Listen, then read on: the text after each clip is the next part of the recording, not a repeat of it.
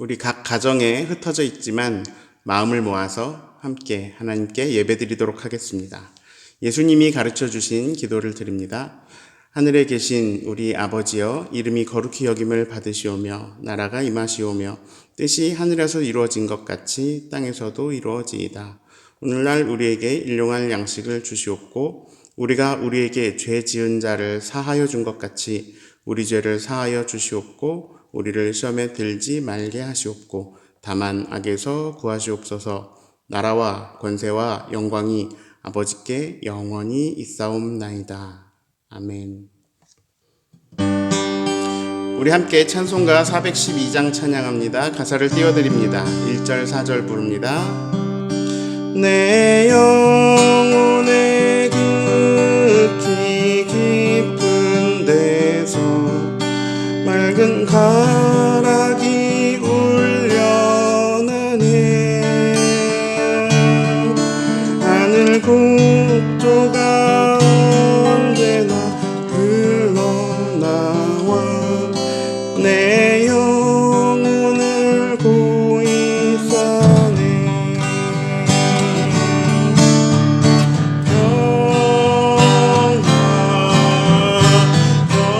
평화로다 하늘 위에서 내려오네. 그 사랑의 물결이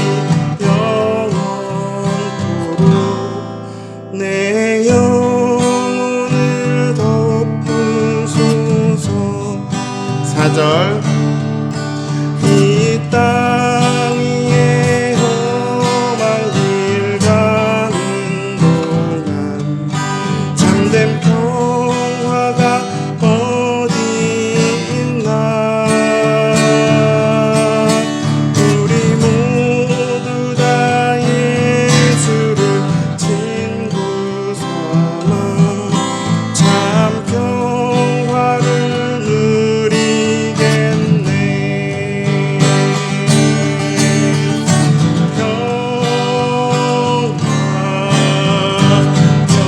평화로다 하늘 위에서 내려오네. 그 사랑의 물결이 영원토록 내 영혼을 덮으소서. 김명희 권사님, 우리를 대표하여 기도 인도해 주십니다. 선하심과 인자하심이 영원하신 하나님, 이 땅 위에 하나님의 긍휼하심과 은혜로우심이 물이 바다 덮음같이 충만하길 원합니다.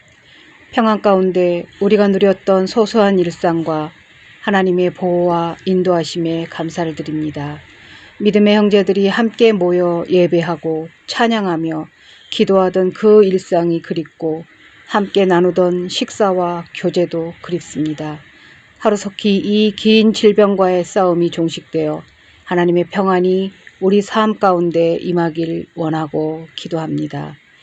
믿는 사람들이 외쳐대던 하나님의 사랑이 눈에 보이지 않는 질병의 공포와 두려움 앞에서 편협함과 이기심으로 변해가는 것을 바라볼 때 우리의 나약함을 인정하게 됩니다.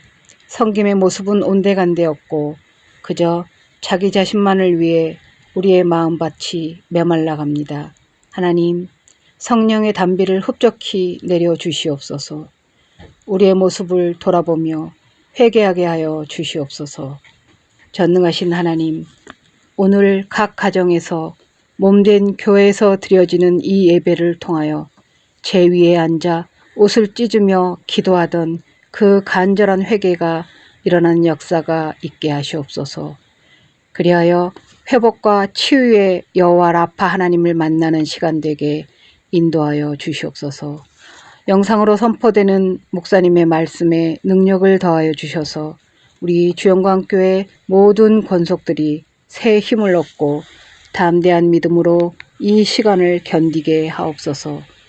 고통받는 이 나라의 민족, 특히 대구 경북을 기억하여 주셔서 위로해 주시고 권능의 손으로 덮어 주시옵소서.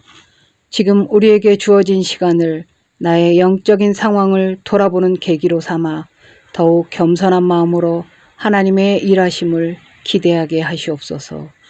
우리를 위해 고난당하시고 죽으시고 부활하신 예수님 이름으로 기도합니다. 아멘. 오늘 우리에게 주시는 하나님의 말씀, 예레미야 29장 10절 11절 말씀입니다. 제가 읽어드립니다. 여호와께서 이와 같이 말씀하시니라. 바벨론에서 70년이 차면 내가 너희를 돌보고 나의 선한 말을 너희에게 성취하여 너희를 이곳으로 돌아오게 하리라. 여호와의 말씀이니라. 너희를 향한 나의 생각을 내가 아나니 평안이요 재앙이 아니니라. 너희에게 미래와 희망을 주는 것이니라. 아멘. 코로나19가 전 세계에 많은 영향을 끼치고 있습니다. 모두가 백신을 손꼽아 기다리고 있습니다. 제가요, 독감 걸렸을 때에 그렇게 아프다가 타미플루라는 백신을 투여했더니 거짓말같이 좋아졌습니다. 하루빨리 코로나의 백신이 우리 손에 닿으면 좋겠는데요. 흥미로운 것은요, 백신을 만들기 위해서는 바이러스가 필요하다는 것입니다. 예방접종도 마찬가지인데요. 예방접종은 사실 바이러스를 주입하는 것입니다. 아주 약하게 주입해서요, 몸이 면역성을 키우게 하고 그리고 항체를 만들어내게 하는 겁니다. 항상 기뻐하라, 쉬지 말고 기도하라, 범사에 감사하라. 요즘 어떠세요? 이 시국에 어떻게 항상 기뻐할까요? 모든 일에 감사하라. 이 상황에 어떻게 감사할 수 있을까요? 숨 쉬는 것도 힘든데요. 마스크 끼고 숨도 못 쉬면서 하루 종일 일하고 감사가 나올까요? 짜증이 나오겠죠. 요즘 우리는 내 신앙이 얼마나 나약한지 확인하며 살아가고 있습니다. 옛날에 들었던 전래동화 우산장수, 소금장수 이야기 기억나실 거예요. 두 아들을 둔 엄마가 있습니다. 이 엄마는 날마다 걱정입니다. 한 아들은 우산장수를 하고 한 아들은 소금장수를 했는데요. 해가 쨍쨍 나면 우산장수 아들이 걱정입니다. 비가 오면 소금장수 아들이 걱정입니다. 맨날 한숨만 쉬는 어머니에게 누가 이런 이야기를 해줍니다. 바꿔서 한번 생각해 보세요. 그래서 이제 이 생각을 바꾼 어머니는 매일 기뻐하면서 살게 되었습니다. 해가 뜨면 소금장수 아들 장사가 잘 되고요. 비가 오면 우산장수 아들이 장사가 잘 된다고 기뻐하면서 살았다라는 얘기죠. 이 동화 속에서 상황은 똑같습니다. 그런데 같은 상황 속에서 불행하게 살기도 하고 행복하게 살기도 합니다. 무엇을 보는가? 이 관점에 따라서, 이 생각에 따라서 실제로 사람의 행복이 달라집니다. 어쩌면 행복은 상황에서 오는 것이 아니라 생각에서, 관점에서 오는 것입니다. 저는 오늘 이 상황 속에서 여러분과 함께 하나님을 보고 싶습니다. 창조주 하나님은 모든 것을 창조하시고 지금도 계속 창조하고 계십니다. 아주 먼 옛날에 한번 창조 끝, 이게 아니고요. 우리는 영원히 하나님의 창조 속에 있어요. 성경에 기록된 하나님의 창조의 방향을 살펴보면 이렇습니다. 무질서에서 질서로. 인간의 욕심은 질서 있는 창조 세계를 무질서하게 만듭니다. 거꾸로죠? 근데 이게 주특기예요. 질서는 다양한 측면에서 다룰 수 있겠지만 저는 오늘 밸런스, 균형을 얘기하고 싶습니다. 주변에 요리 잘하는 사람이 있습니다. 똑같은 재료로 만드는데요. 맛이 다릅니다. 똑같은 건데 그 안에서 어떤 최상의 밸런스를 잡아내는 감이 있습니다. 우리는 이것을 간이 맞다라고 말을 합니다. 사람에게는 욕심이 많습니다. 이 욕심은요, 이 밸런스를 무너뜨립니다. 무리합니다. 저는요, 좋은 밸런스를 위해서 우리에게 꼭 필요한 것, 정말 하나님이 주신 것, 좋은 것, 잠이라고 생각합니다.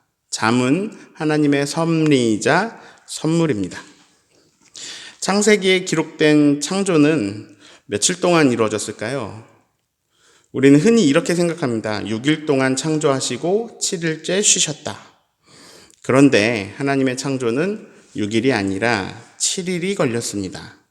하나님은 안식을 창조하셨습니다.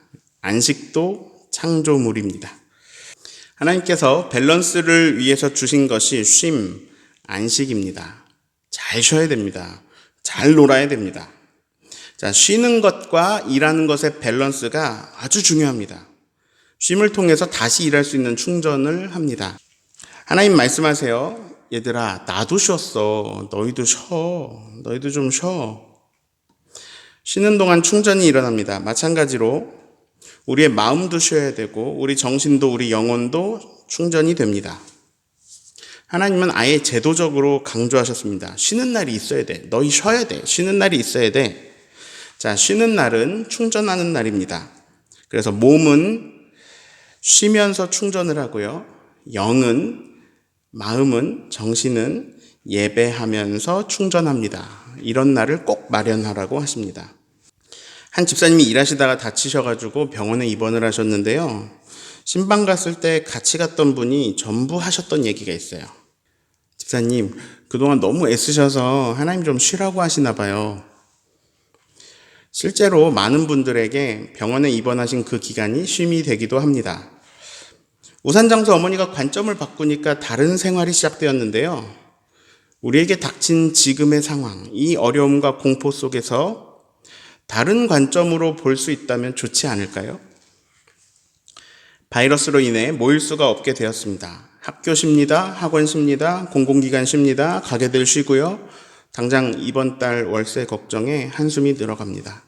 경기가 얼어붙었습니다. 돈이 돌지 않아요. 한쪽이 어려워지면 계속 여기저기 타격을 입습니다. 사회 전반적인 위기입니다.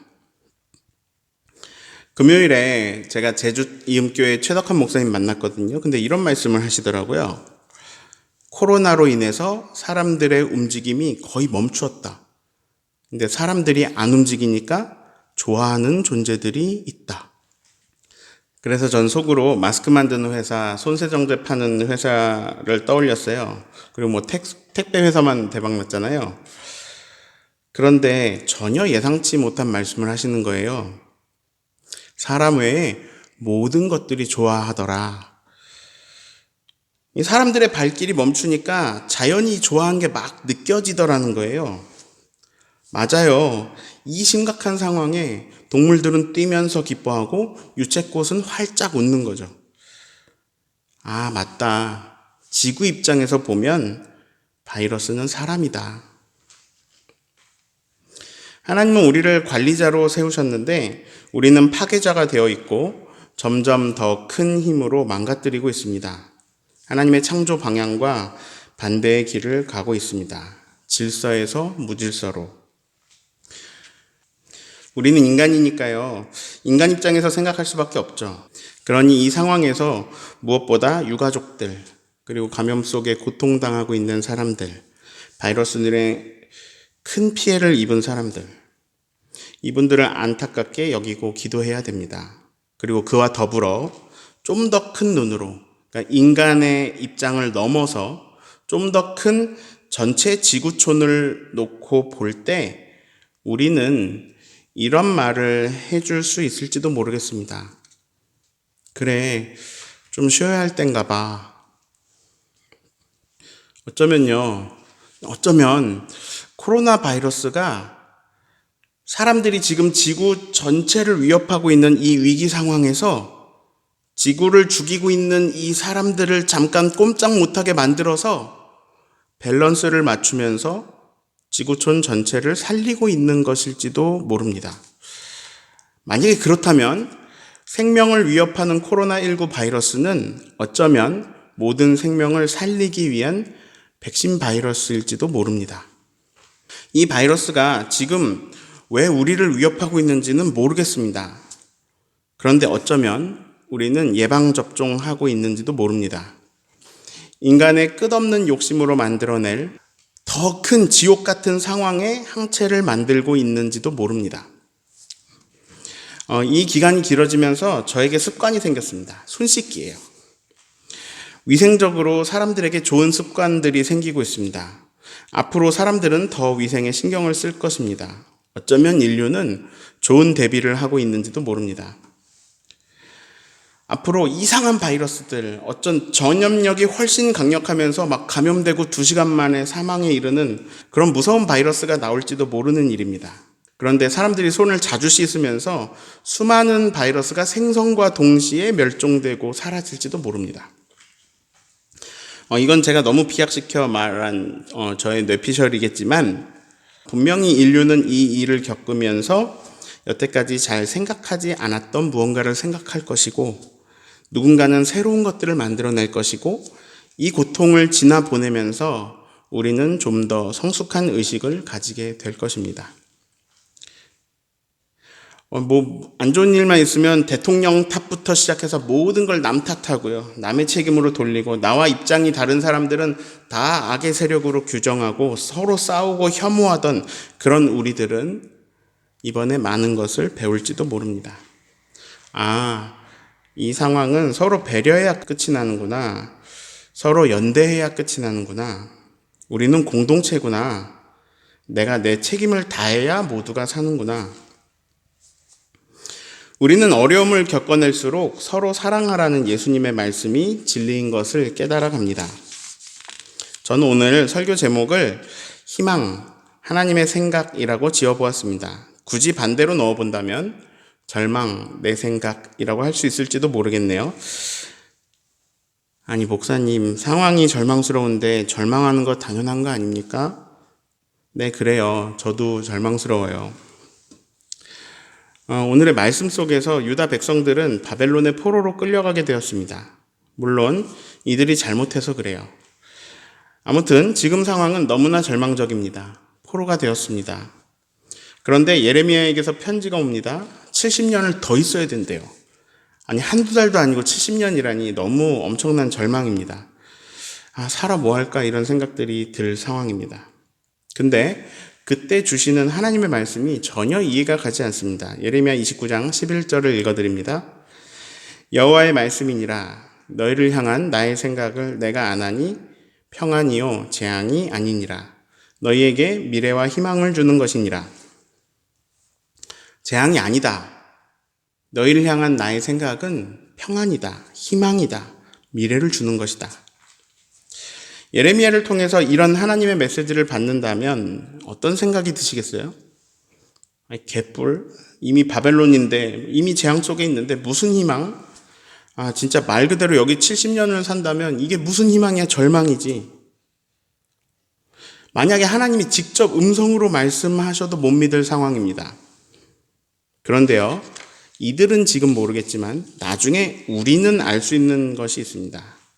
제가 늘 말씀드렸죠? 인간은 제국을 세운다. 바벨론은요, 힘이 강해지니까 주변 나라들을 아주 잔인하게 짓밟습니다. 바벨론 제국의 영토를 지도로 보면요, 이 유다는 코딱지만 해요. 원래대로라면 이 유다 백성들은요, 바벨론에게 학살당하고 민족이 없어졌을 겁니다. 유다 전체가 역사 속으로 사라졌을지도 모릅니다. 말살되는 거죠. 그런데 도리어 포로가 되어서 바벨론 속으로 들어가게 되니까 바벨론에게 학살당하지 않고 거기서 결혼을 하고 아이를 낳고 가정을 꾸리고 농사를 지으면서 70년간 평안히 지내게 됩니다. 사실 유다 백성들이 포로가 되면서 도리어 보호를 받은 것입니다. 이런 거예요. 바벨론에 들어가게 되어서 바벨론으로부터 보호를 받았다.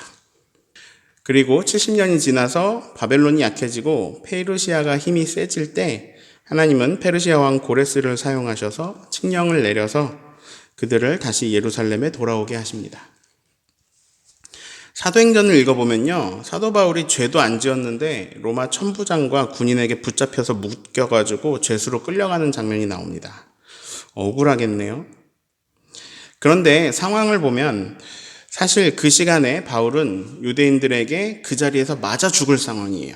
근데 맞아 죽어야 되는데 갑자기 천부장과 군인들이 와서 구해주는 상황입니다. 바울은 지금 잘못 없이 로마인들에게 체포되고 죄수가 된 것으로 보이지만 실상 하나님께서 로마 군인들을 통해서 바울을 유대인으로부터 보호하고 계십니다. 근데 읽어보면 계속 그래요.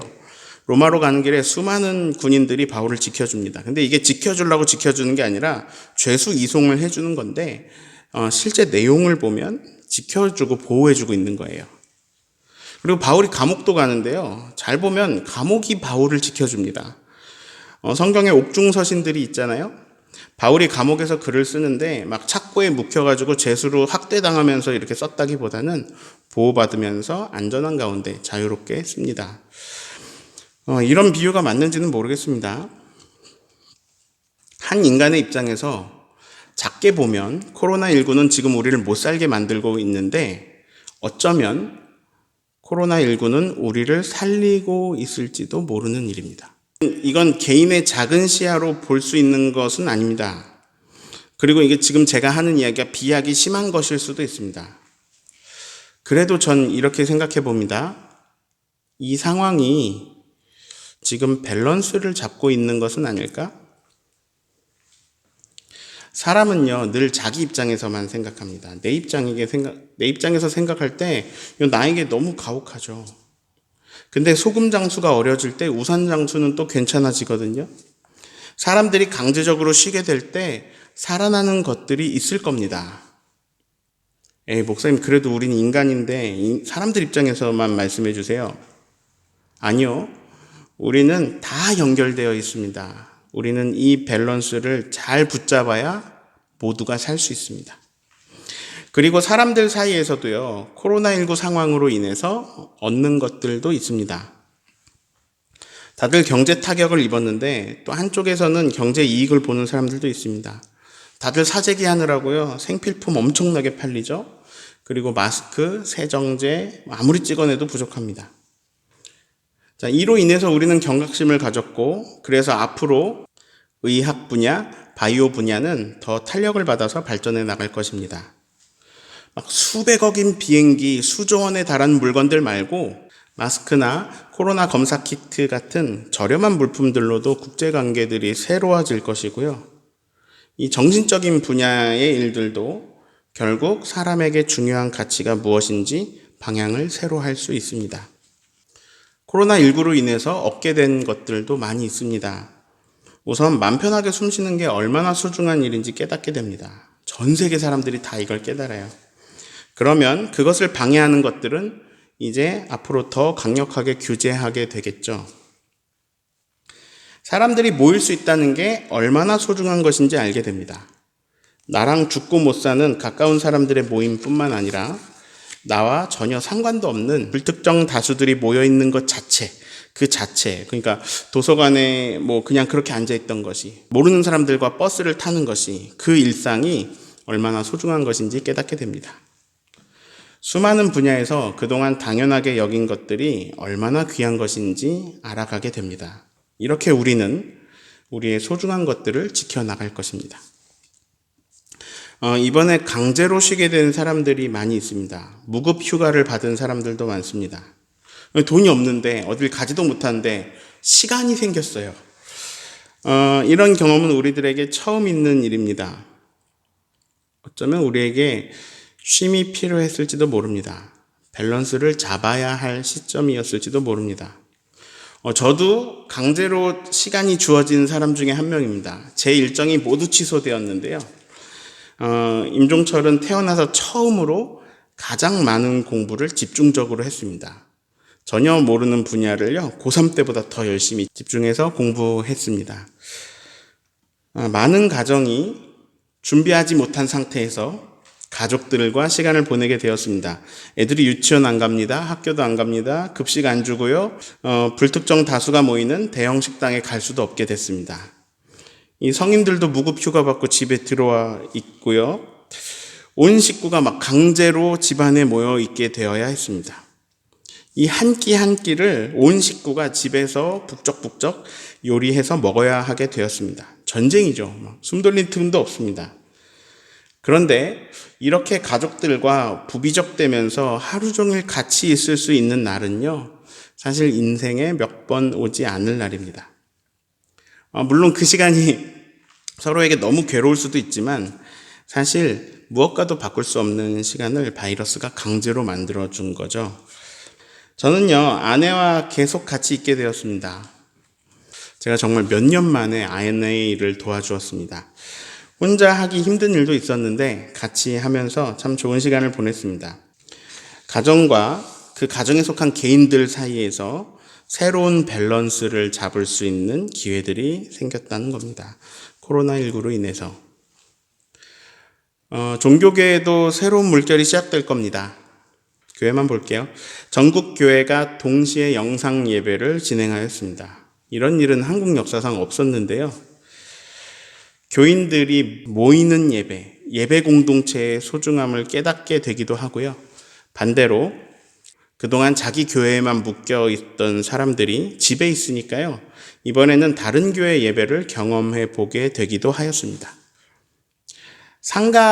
저기 함덕의 한 상가 안에 위치한 작은 제주 이음교회 예배 영상은요. 조회수가 제가 방금 전에 눌러본 결과 918회입니다. 중복조회가 있다고 해도 한 700명은 그걸 봤다는 얘기입니다. 예장통합 순천중앙교회 홍인식 목사님, 해방신학자입니다. 보수적 성향의 교단에서요, 해방신학을 정말 싫어하는데요. 이번에 그 교회의 실시간 예배 영상에 사람들이 엄청나게 몰렸습니다. 한국교회 성도님들의 성향이 상당히 변했다라는 겁니다. 신앙적인 결이 많이 달라지셨습니다. 그래서 옛날처럼 막 말도 안 되는 이상한 얘기나 막 던져도 저분 주혜종 목사님이니까 무조건 두 손 들고 아멘 하던 시대가 이미 지났다는 겁니다. 이미 젊은이들은 이 시대의 교회를 받아들일 수 없어서 다 떠나버렸고 중장년층도 더 이상 상식 이하의 말씀을 참아가면서 듣고 앉아있지 않습니다. 이전에 없었던 이 전국적인 영상 예배 한 주 만에 이상한 얘기하는 교회들은 긴장하기 시작했을 겁니다. 자기네 예배 영상 조회수가 안 나왔거든요. 성도들이 가정에서 다른 교회 영상을 찾고 있다는 것이 두려움이 될 겁니다. 이 상황이 길어지면 한국 교계에도 새로운 밸런스가 형성될 것입니다. 어쩌면 한국 교회 쇠퇴에 대한 대안을 이 기회에 힌트를 얻을 수 있을지도 모르겠습니다. 여러 가지 이야기를 나누었습니다. 우리는요, 당장 내 앞에 문제밖에 보지 못하는 존재입니다. 우리 가게에 장사가 안 되면 죽을 것 같은 게 정상입니다. 하루 종일 마스크 쓰고 일하면 짜증나는 게 정상입니다. 그런데 관점을 바꾸어서 봅시다. 내가 알지 못하는 크고 비밀한 일들이 일어나고 있음을 인정합시다. 삶이 어렵고 힘들지만 우리가 붙잡아야 할 것이 있습니다. 하나님이 주인이십니다. 하나님이 주관하십니다. 그러하기에 이 모든 것은 합력하여 선을 이루어 갑니다. 선한 일들만 막 일어나는 게 하나님의 권능이 아니라 이런 악재까지 모두 합력하여 선을 이루시는 것이 하나님의 권능입니다. 얘들아, 내 생각은 희망이란다.